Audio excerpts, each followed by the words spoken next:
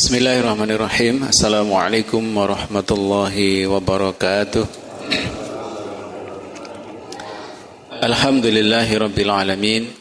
Wa bihi nasta'in ala umurid dunya waddin wa ala alihi wa ashabihi ajma'in, amma ba'd.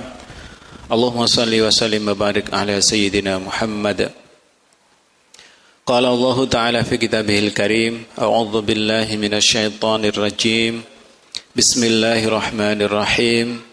Ya ayyuhalladzina amanu taqullaha wa kunu ma'as shadiqin. Shadaqallahul adzim.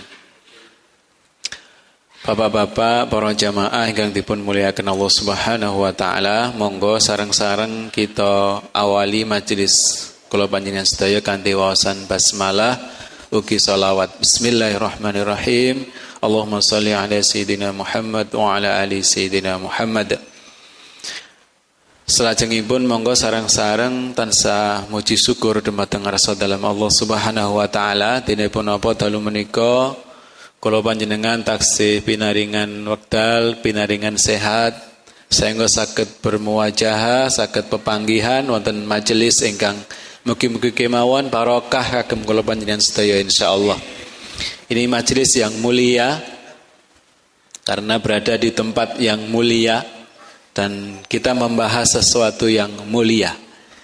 Ketika majelis itu diadakan di masjid, di rumah Allah Subhanahu wa taala, maka dan di situ dibacakan ayat-ayat Allah, maka para malaikat berbaris sampai ke langit sana, berbaris seraya memohonkan ampunan bagi orang-orang yang berada di dalam majelis. Insyaallah mudah-mudahan kita mendapatkan doa dari para malaikat. Kita lanjutkan kajian kita terkait dengan kitab Nuzhatul Muttaqin, syarah kitab Riyadhus Shalihin yang pekan kemarin tertunda. Yang pangapunten ya, karena ada kesibukan dan mendadak sekali sehingga habis salat asar jam 4 itu baru ada kabar harus ke luar kota sehingga nubya. Tapi alhamdulillah malam hari ini kita bisa bertemu. Kemarin kita sudah membahas bab tentang sabar atau sobar atau sober. Pun diwastani napa mawon dengan banyak hadisnya, walaupun belum tuntas semuanya kita bahas, tapi saya rasa dari beberapa hadis yang sudah kita baca sudah menjadi pemahaman dan pengetahuan kita tentang pentingnya dan keharusan serta kedudukan sabar yang begitu luar biasa. Kita masuk ke bab yang keempat, yaitu bab tentang as-sidq. Sidq ini apa Pak? Sidq ini apa artinya? Sidq itu bisa benar, bisa lurus, jujur. Nah, as-sidq itu artinya adalah kejujuran. Salah satu bab yang sangat penting dan dalam kehidupan keseharian kita, sidq atau kejujuran itu sesuatu yang sangat mahal harganya. Sangat mahal harganya. Sehingga hal ini sampai diperintahkan secara khusus oleh Allah Subhanahu wa taala. Para ulama itu menjelaskan ketika ada ayat yang diawali dengan panggilan Allah Subhanahu wa taala kepada orang-orang yang beriman, apalagi kemudian perintah itu dilanjutkan dengan perintah takwa, maka biasanya di belakang perintah itu ada perintah lagi yang amat sangat penting. Nah, di Al-Quran ayat ke-119 dari surah At-Taubah, Allah berfirman yang saya bacakan di depan, dan saya sangat menyukai ayat ini untuk menjadi ayat penutup dalam beberapa, apakah itu khutbah atau apakah itu ngisi kajian, karena ayat ini begitu luar biasa. Bunyinya, a'udzubillahi minasyaitonirrajim. Ya ayyuhalladzina amanu taqullaha wa kunu ma'as shadiqin. Yang artinya, hai orang-orang yang beriman, bertakwalah kepada Allah, dan hendaklah kamu bersama orang-orang yang sidq atau orang-orang yang benar, atau orang-orang yang jujur. Nah, seperti itu. Ini ada di dalam Quran surat ayat 119. Jadi ayat ini diawali dengan panggilan istimewa. Panggilan ini khusus. Ya ayyuhalladzina amanu. Jadi yang dipanggil oleh Allah ini adalah orang-orang yang beriman. Jadi panggilan yang sangat istimewa. Kemudian di belakangnya Allah perintahkan dengan ittaqullah, dan bertakwalah kepada Allah. Hai orang yang beriman, bertakwalah kepada Allah. Dan setelah perintah takwa ini, Allah berikan perintah yang sangat istimewa, yaitu agar kita senantiasa bersama-sama atau membersamai. Atau basa Jawa ini niku nek golek kanca ki wong sing bener. Nah, itu pentingnya kita berkumpul dan membuat majelis yang di dalamnya adalah orang-orang yang benar. Ma'as shadiqin, karena as-siddiqin ini memiliki kedudukan yang istimewa. Kalau kita kemarin membahas tentang ihdinas siratal mustaqim, di antara orang yang kita minta ke jalan yang lurus, siratal ladzina an'amta alaihim, orang-orang yang diberikan nikmat atas mereka oleh Allah Subhanahu wa taala, itu salah satunya adalah as-siddiqin, orang-orang yang benar.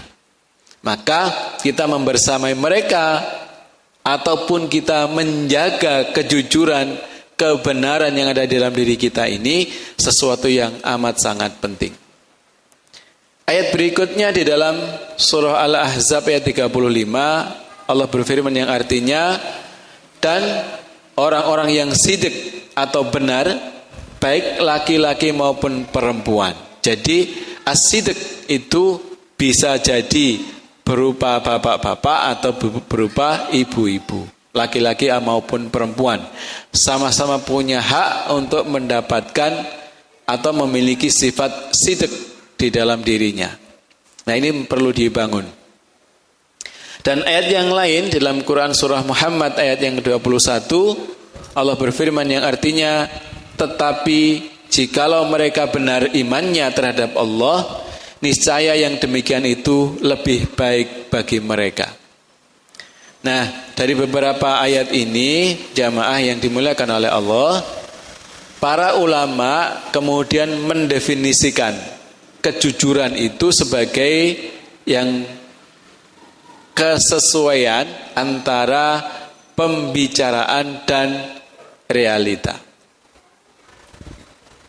Dan hari ini sesuatu yang amat sangat berharga bagi kita bersama, yang hampir-hampir sikap dan sifat ini mulai terkikis begitu luar biasa dalam kehidupan keseharian kita. Dan kebalikan dari sidq atau kejujuran itu adalah kebohongan. Sebagian ulama mengatakan kejujuran adalah kesesuaian antara lahir dan batin. Dapat kami katakan bahwa kejujuran adalah kesesuaian amal dengan tuntutan perintah-perintah syariat. Makanya jamaah yang dimuliakan oleh Allah, sifat sidq atau kejujuran ini adalah sifat yang sebenarnya ada dalam setiap diri kita. Ya, ada dalam setiap diri kita. Karena ini memang sifat yang diilhamkan oleh Allah Subhanahu wa taala kepada setiap manusia. Fa'alhamaha fujuraha wa taqwaha. Jadi sidq ini adalah bagian dari ketakwaan, dan setiap insan itu sudah diilhamkan oleh Allah Subhanahu wa taala sifat ini. Tinggal bagaimana kita memupuknya, bagaimana kita membangunnya, bagaimana kita menjaganya. Nah, sifat sidq ini kalau tidak dijaga, kalau tidak dipupuk, maka dia akan terkikis oleh sifat yang pertama tadi, yaitu sifat fujur. Salah satu bentuk sifat fujur adalah dusta atau kebohongan. Nah, ini di dunia pendidikan kita misalnya, sifat jujur ini mulai dikikis. Bukan terkikis, tapi dikikis. Kita mengalami sendiri, karena saya punya lembaga pendidikan. Kami di lembaga pendidikan ingin menanamkan, ingin menguatkan sifat jujur ini, termasuk di dalam ketika anak-anak itu menghadapi ujian. Kami menanamkan, menguatkan, mendorong agar anak-anak itu jujur dalam mengerjakan soal-soal ujian. Jadi kita jaga betul kejujuran ini agar anak-anak itu percaya diri dan menumbuhkan kemampuannya. Tetapi ternyata dalam perjalanannya mendapatkan perlawanan dari banyak pihak. Salah satu pihak yang melawan atau menolak program kita ini adalah sinten para jamaah? Wali murid. Anakku kok gak diwarai piye Pak bijine. Ini menjadi sesuatu yang sangat berat bagi kami. Di satu sisi kami ingin memupuk rasa sifat jujur itu mulai dari awal, sedini mungkin. Tapi begitu realita di lapangan, orang tua mungkin melihat di depan, kingkona anakku jujur-jujur Pak, gak lulus, gak untuk penggawean, wong golek penggawean yo gak jujur kabeh gitu. Akhirnya menjadi momok ketika kita menumbuhkan sifat kejujuran. Dan itu menyakiti hati para pendidik yang ingin menumbuhkan kejujuran. Tapi kami sampai hari ini tetap bertahan. Kami akan tetap komitmen menumbuhkan sikap dan sifat kejujuran pada anak-anak kami. Nah, ini karena kami berdasarkan dengan perintah Allah yang sudah sangat jelas seperti ini.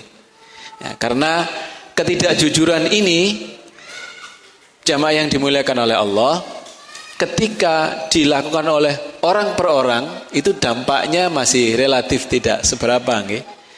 Tapi satu hal yang harus diingat,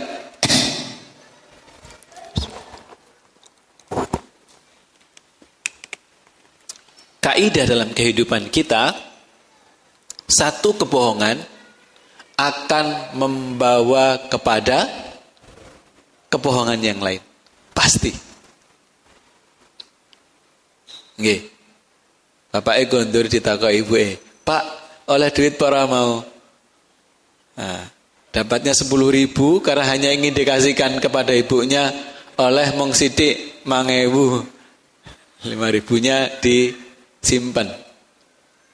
Kayake kok oleh gak 10.000 ta Pak, wong janjiane 10.000. Maka akan muncul, nah Bapak, kebohongan berikutnya. Ini hal yang sangat sepele. Nah, yang menjadi masalah adalah kemudian ketika kebohongan, dusta ini kemudian terlembagakan. Sangat-sangat berbahaya.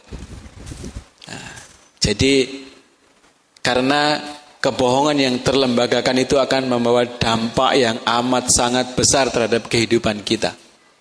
Apalagi ketika ini sudah menyangkut masalah hukum. Ya, walaupun dalam agama kita Allah menegaskan dan Rasulullah menyampaikan kepada kita bahwa hukum ditegakkan atas dasar yang nampak, yang zahir.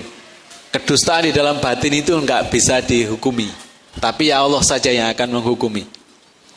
Kalau terkait hal ini nanti panjenengan bisa membuka di dalam Al-Quran,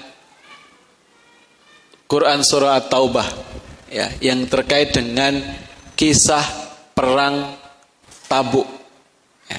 Karena ada beberapa sahabat yang tertinggal dari perang Tabuk ini, ada yang memang sengaja ngeri nggak ikut berangkat karena beratnya perang itu terjadi di musim panas yang sangat panas sekali dan paceklik, sehingga mereka memang enggan. Tapi ada yang tertinggal itu karena gak siap, maksudnya terlambat menyiapkan diri. Dalam hatinya itu pengen berangkat tapi karena terlambat. Sehingga ketika Rasulullah pulang dari perang, orang-orang yang munafik yang memang sengaja gak ikut itu melontarkan atau mengungkapkan alasan-alasan yang bermacam-macam sehingga bisa diterima oleh Kanjeng Nabi. Tapi ada 3 sahabat yang dia datang dengan kejujurannya, Ya Rasulullah, sesungguhnya tidak ada yang menghalangiku untuk tidak berangkat bersamamu. Tapi karena aku lalai sehingga aku tidak ikut berangkat. Maka 3 orang ini dihukum oleh Allah saat itu juga dengan hukuman yang luar biasa. Rasulullah, para sahabat, bahkan keluarganya sendiri tidak boleh berbicara dengan 3 orang ini. Diboikot bahasa kita. Dan sahabat ini menerima. Dan dia merasakan hukuman itu begitu berat. Sampai berlangsung selama lebih kurang 46 hari kalau tidak salah saya mengingat. Baru kemudian turun ayat bahwa Allah telah menerima tobat mereka dan Allah mengampuni mereka. Kalau saya membayangkan saya yang mendapat begitu itu rasanya, ya Allah betapa bahagianya. Kita hidup di dunia langsung dapat jawaban tobatnya diterima oleh Allah ketika kita masih hidup. Nah, ini kejujuran. Nah, para jamaah yang dimuliakan oleh Allah, itulah pentingnya sifat jujur ini. Dan setelah beberapa ayat ini, di dalam kitab ini disebutkan beberapa hadis yang terkait dengannya. Yang pertama hadis nomor 54 dari Riyadhus Shalihin. Hadis ini muttafaqun alaih, jadi sahih, diriwayatkan oleh Imam Bukhari sekaligus Imam Muslim. Bunyi hadisnya, bismillahirrahmanirrahim. Ani Ibni Mas'udin radhiyallahu anhu anin Nabi sallallahu alaihi wasallam qala inna sidqa yahdi ilal birri wa innal birra yahdi ilal jannah wa innar rajula la yasduqu hatta yuktaba 'indallahi siddiqa wa innal kadhiba yahdi ilal fujur wa innal fujura yahdi ilan nar wa innar rajula la yakdzibu hatta yuktaba 'indallahi kadzdzaba. Muttafaqun alaih. Diriwayatkan dari Ibnu Mas'ud radhiyallahu anhu dari Nabi sallallahu alaihi wasallam, beliau bersabda, sesungguhnya sidq atau kejujuran itu membawa kepada kebaikan dan kebaikan itu membawa ke surga. Seseorang akan selalu bertindak jujur sehingga ia ditulis di sisi Allah sebagai orang yang jujur. Dan sesungguhnya dusta itu membawa kepada kejahatan. Dan kejahatan itu membawa ke neraka. Seseorang akan selalu berdusta sehingga ia ditulis di sisi Allah sebagai pendusta. Jadi as-sidqu atau inna sidqa yahdi ilal birri ya. Jadi kejujuran itu membawa kepada albir atau dalam bahasa kita itu kebaikan ya. Artinya albir ini kalau dalam bahasa Arab bisa dikatakan sebagai isim jamak, artinya kata jamak. Jamak itu artinya mencakup banyak kebaikan atau seluruh kebaikan. Jadi kebaikan apa saja? Kebaikan dunia dan juga kebaikan akhirat. Bahkan kebaikan ini, kata Rasulullah, yahdi ilal jannah, akan membawa atau akan menunjuki atau akan mengarahkan kita kepada surga. Nah, sedangkan yang kita inginkan, yang kita cita-citakan adalah mendapatkan surganya Allah Subhanahu wa ta'ala. Maka salah satu jalannya adalah menjaga sifat sidq atau kejujuran.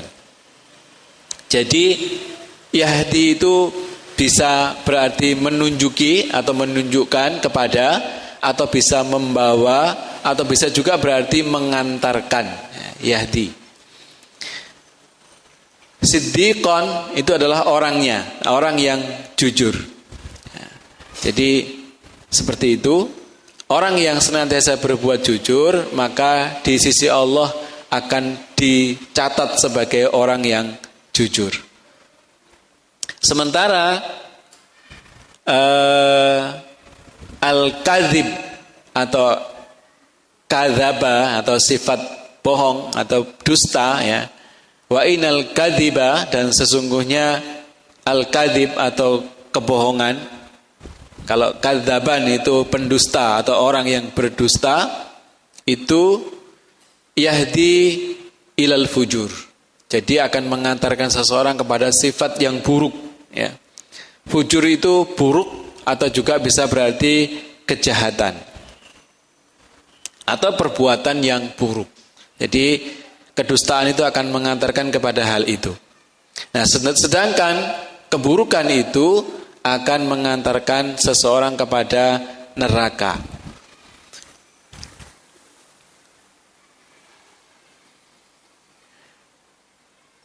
Orang yang selalu berbuat jujur sehingga kejujuran itu menjadi tabiatnya, itu akan dicatat sebagai orang yang jujur di sisi Allah. Sementara orang yang selalu berbuat dusta atau berkata bohong, maka itu dilakukan secara terus-menerus. Kebohongan itu akan menjadi tabiat atau menjadi akhlak. Dan dia di sisi Allah akan dicatat sebagai seorang yang pendusta. Ya, ditulis di sisi Allah sebagai pendusta. Maksudnya ia dikenai hukum dusta dan ia berhak mendapatkan gelar pendusta dan memperoleh siksaan sebagaimana yang diterima oleh para pendusta. Nah, as-sidq ini menjadi salah satu sifat Nabi ya, Rasulullah Shallallahu Alaihi Wasallam. Ya. Pelajaran dari hadis ini, jamaah yang dimuliakan oleh Allah, yang pertama adalah anjuran atau perintah untuk selalu jujur. Karena kejujuran merupakan sebab bagi semua kebaikan. Dan waspada terhadap kebohongan, karena kebohongan merupakan penyebab dari semua bentuk keburukan. Dan bahwa seseorang yang sudah terkenal dengan sesuatu boleh saja digambarkan dengan popularitasnya itu. Nah, jadi seperti itu. Ini penting sekali kita jaga dalam kehidupan kita, baik di dunia ini, terlebih lagi nanti dampaknya di akhirat. Ya.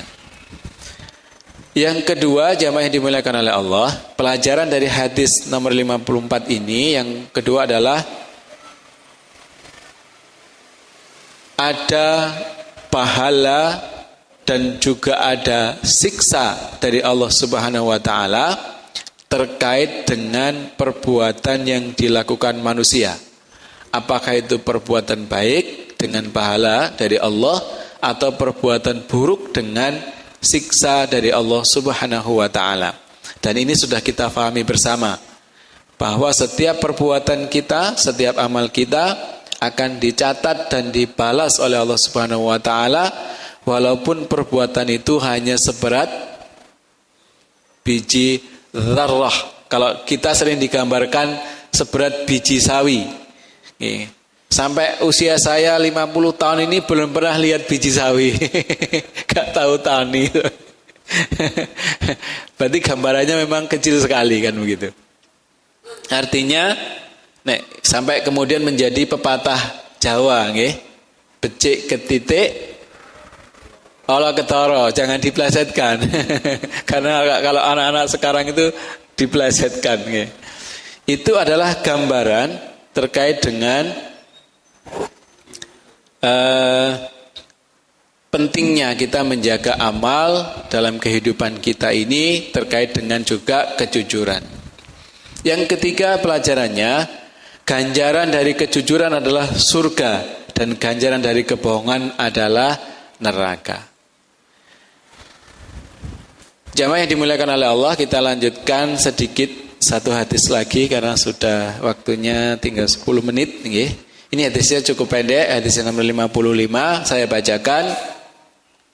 Bismillahirrahmanirrahim.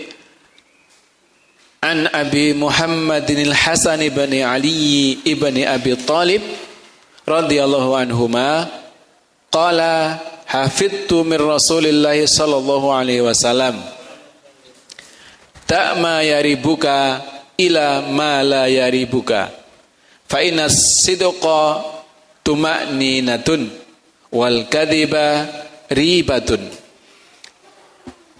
Rawahu At-Tirmidzi wa qala hadisus sahih. Diriwayatkan dari Abu Muhammad Hasan bin Ali bin Abi Talib radhiyallahu anhu,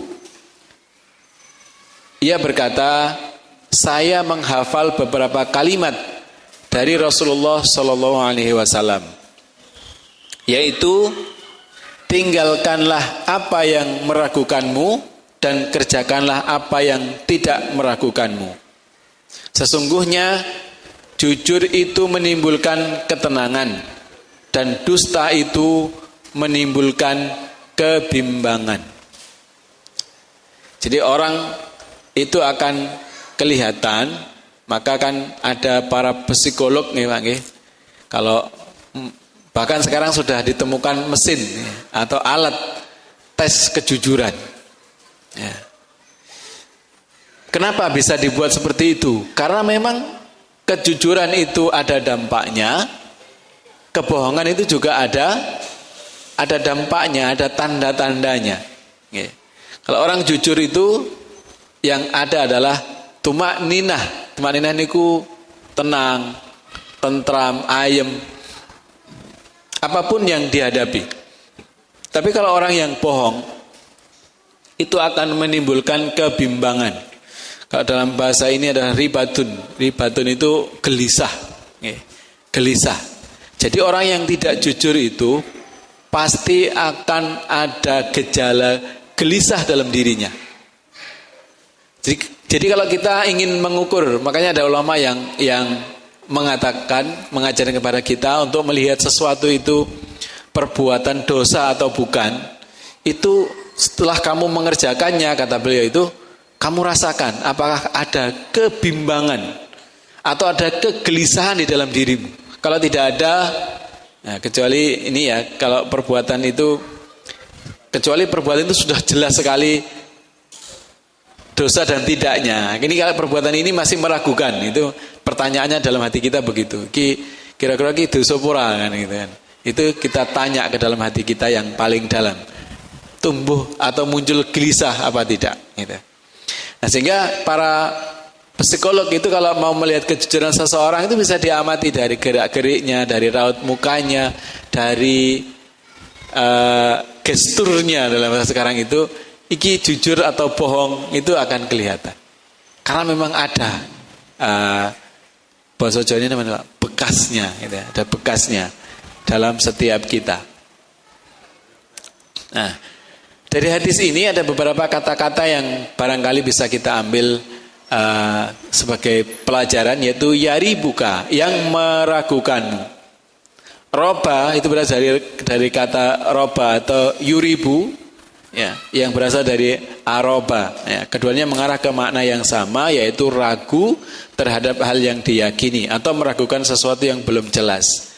Makanya kaidah ini juga perlu kita gunakan, kita aplikasikan dalam kehidupan kita, terutama dalam bab fikih.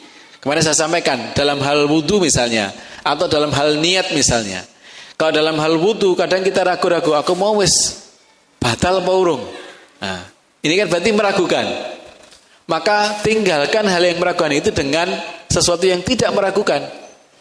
Ya, di antaranya adalah ya segera wudu lagi saja sudah. Berarti sudah menghilangkan keraguan. Nah, kalau dalam hal sholat misalnya ketika kita ragu, waduh, mau rakaat kedua apa ketiga?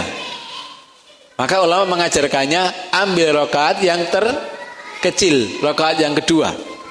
Nah, setelah rakaat kedua kita ambil, ternyata kita ingat, wah, wayas rakaat ketiga, tidak apa-apa. Kita tetap melanjutkan rakaat kedua, nanti rakaat ketiga, jadi sholat kita menjadi tambah satu rakaat. Tapi kemudian kita tutup dengan, nah Bapak, sujud syahwi. Nah begitu. Jadi tak ma yaribuka, tinggalkanlah apa yang meragukanmu, ila ma la yaribuka, kepada apa yang tidak meragukanmu. Jadi seperti itu.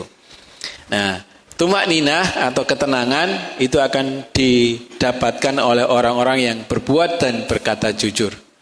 Nah, jadi pelajaran dari hadis ini adalah anjuran untuk membebaskan diri dari subhat atau keraguan dan lebih mendahulukan barang yang halal secara jelas, karena barang siapa yang menjaga diri dari barang subhat maka ia telah membersihkan agama dan kehormatannya. Nah, ini perintahnya. Jadi kalau ada hal-hal yang masih subhat, remeng-remeng, nah itu ditinggalkan ya, kepada sesuatu yang sudah sangat jelas. Karena kaidahnya yang haram itu jelas, yang halal juga jelas, maka di antara itu ada yang subhat. Maka barang siapa bisa meninggalkan yang subhat, maka dia telah terbebas dari sesuatu yang haram. Nah, itu kaidah-kaidah seperti itu kita gunakan, dan mudah-mudahan kita mampu menjaga dan menumbuhkan sifat dan sikap sidq ini dalam kehidupan kita dan juga dalam kehidupan keluarga kita. Jamaah yang dimuliakan oleh Allah, sifat ini atau sikap ini adalah sesuatu yang bisa tumbuh dan juga bisa berkurang. Jadi kejujuran itu bisa suatu saat akan, kalau bahasa kita tuh kendu atau kendor dalam diri kita. Ada saatnya kita sangat teguh dalam memegang kejujuran.